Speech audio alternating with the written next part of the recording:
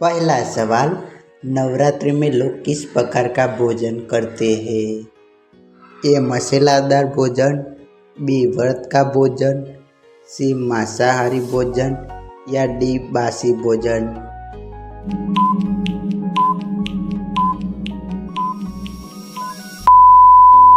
आपका जवाब है बी व्रत का भोजन।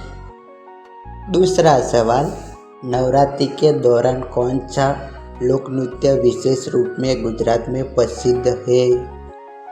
ए कथक, बी डांडिया, सी भरतनाट्यम या डी कथकली।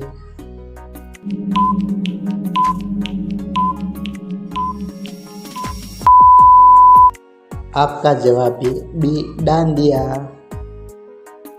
तीसरा सवाल, नवरात्रि के पहले दिन किस देवी की पूजा की जाती है?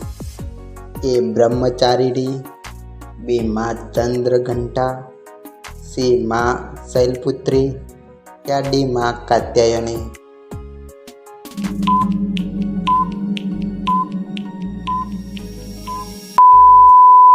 आपका जवाब है सी माँ शैलपुत्री।